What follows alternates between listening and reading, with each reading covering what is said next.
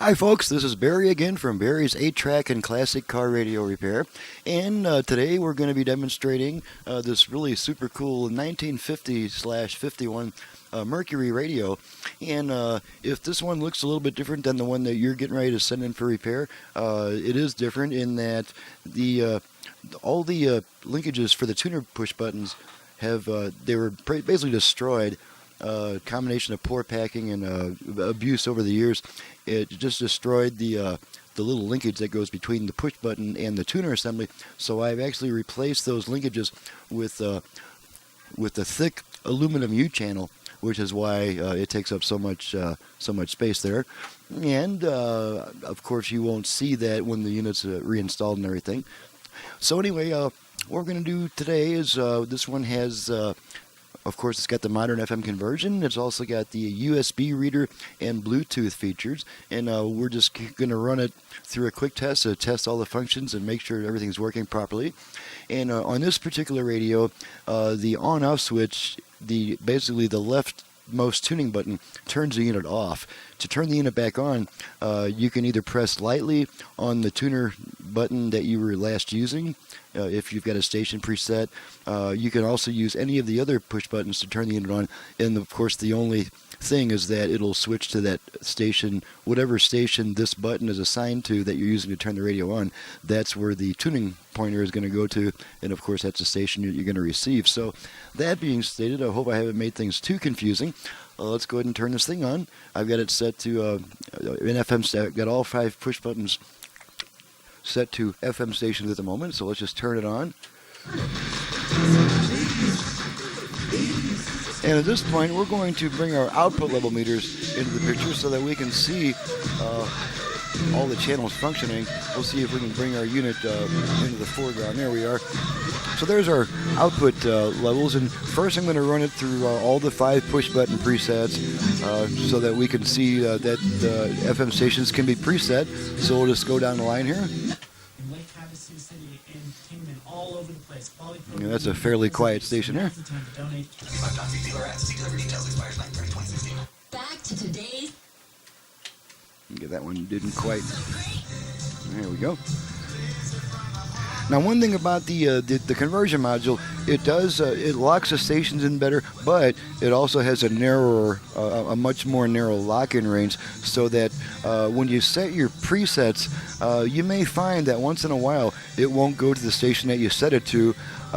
Or you may also find that it'll go to the station coming from the left side but not coming from the right side. You just have to experiment with it and figure out the peculiarities of your particular tuner assembly, and eventually you'll get all those stations dialed in and set to where you can work with them. So we'll just keep on going down the line here, get the rest of the FM stations.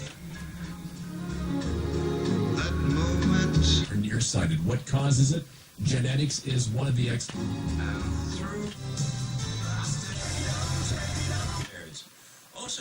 Okay, and now to preset the station on this radio, let me bring this back into the foreground. To preset your FM stations, or to preset any stations, unlike the newer radios, or newer in this scheme of things, where you simply pull the button out and push it back in, on this radio you have to move the button to the left first because there's a lock mechanism, and moving the button to the left unlocks it so that you can pull it out. And then of course, you pull it out, make sure that you're on the station that you want, and then push it all the way in, and then that presets that button to that station. So now let's go ahead and change it to AM, and we change bands on this radio by switching it off and then right back on. So we'll just go off, on, within about half a second, and now we're on the AM band, and we'll probably pick up a good strong station right about here. So we'll just test that real quick. Okay, and there's the AM station that we get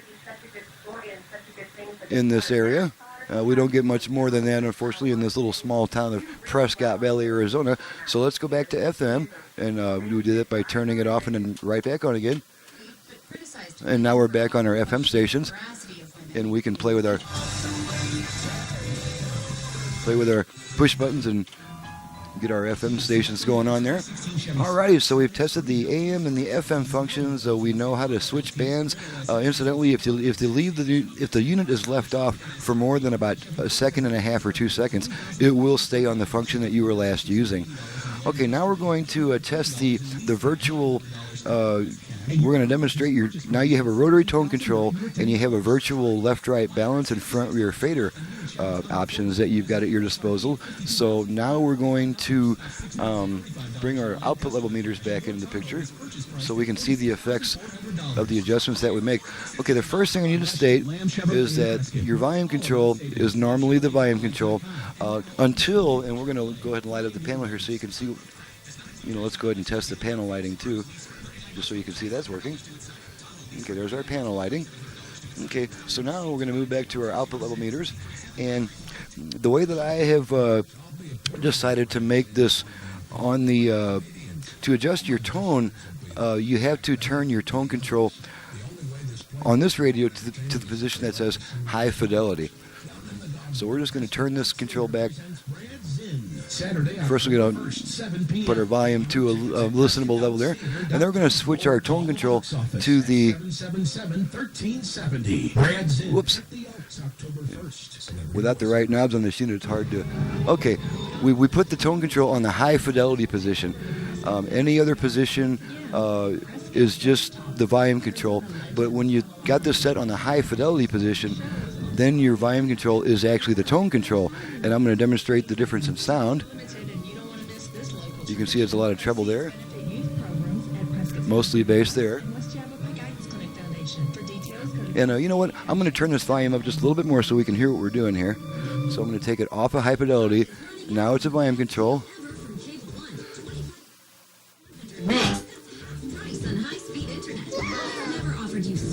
Okay, now we've got it loud enough so we can, actually hear what we're doing here. So let's switch it back to the high fidelity position. Okay, now this is a tone control. Treble, bass, treble, bass. Okay, now I'm going to use this tone control to activate the virtual balance and fader functions.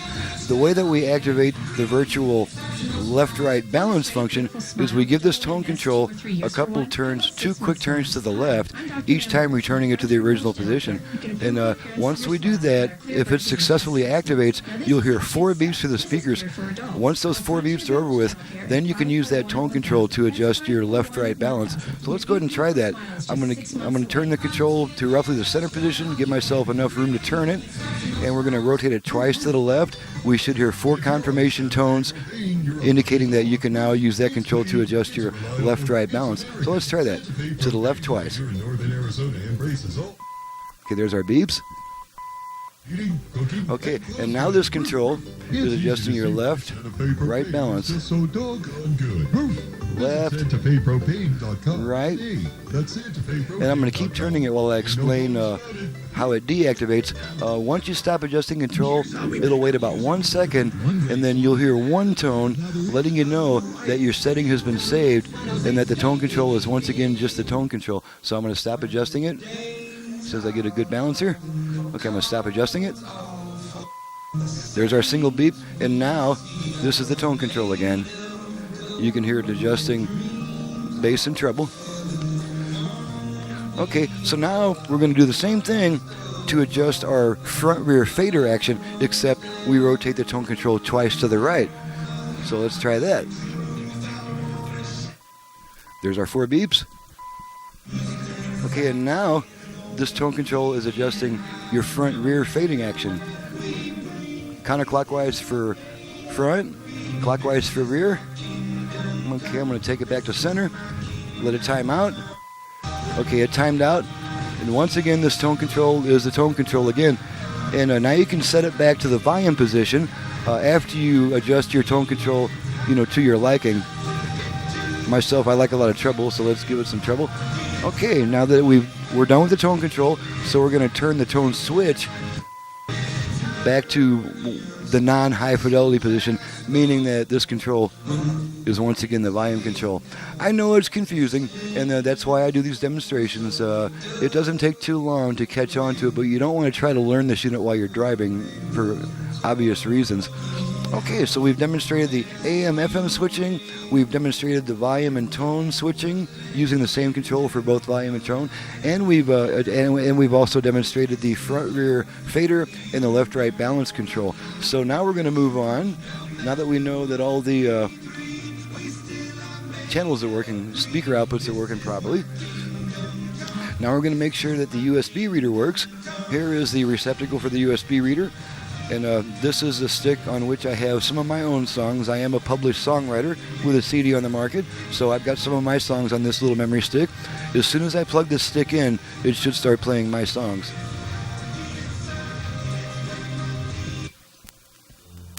Okay, and there we go. That's kind of a quiet part of one of my songs there. Okay, that's one of my songs. Okay, now I'm going to unplug the stick and the radio will come back by itself. Okay, there's our radio coming back. And the last function to demonstrate, now there's two more functions to demonstrate. We're going to go ahead and activate the Bluetooth. I'm not going to go to all the time of pairing it up with one of my Bluetooth devices. I'm just going to activate the Bluetooth function and make sure that it works, and that will tell me that everything else will work once you go to pair it with your device. To activate the Bluetooth function, this has to be on volume position, and you give it 2 quick turns to the right. Music on radio. And there's your 2 tones, letting you know that it is now trying to pair with my device. Of course, I don't have a device right now to pair it with, so it's just going to time itself out after 90 seconds, and you'll hear some kind of a tone indicating that the function is timed out. So it is currently trying to pair with my Bluetooth device, and so I'm going to just let's go on to our line input, make sure those work. Now, the way that I've configured the line inputs is they will, your radio will automatically switch over to the line input anytime there is a signal present at the line input jacks. So let's go ahead and apply a signal to the line input jack and make sure that it goes off the radio function. And I'm just going to feed a quick test tone just to make sure it switches over. Got to have a ground for this thing, of course. Okay, here we go. Okay, there is our little tone through the left side. Here comes a tone through the right side. And it has switched over from radio to aux. It is now in aux mode. And now that I've removed the aux signal, because it was only there for just a split second, it'll take 20 seconds for the radio to come back by itself. That's to ensure that it's not trying to switch back and forth constantly between songs or during quiet music passages.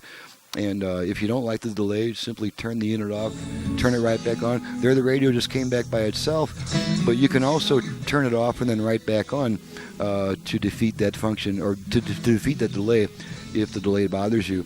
So that demonstrates everything. We've demonstrated the AM and FM. We've demonstrated the push button action, that those work properly. We've demonstrated that it'll manually tune.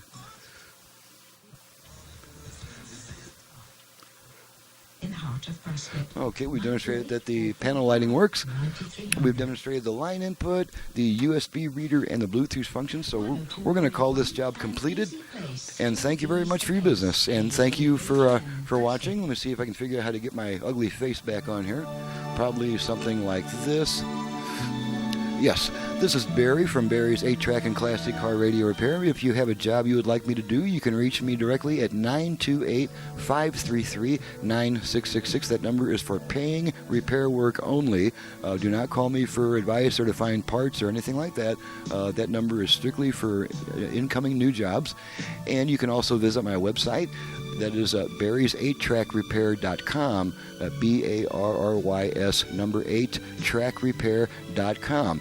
If that one's not easy to remember, you can also visit my website, classiccarradiorepair.com. And that one doesn't have apostrophes or numbers that can be interpreted as spelled out or numerically. classiccarradiorepair.com is always a good one also. And that site will actually take you to my main site. So thank you very much. Thank you for watching and listening, and I hope to see you soon.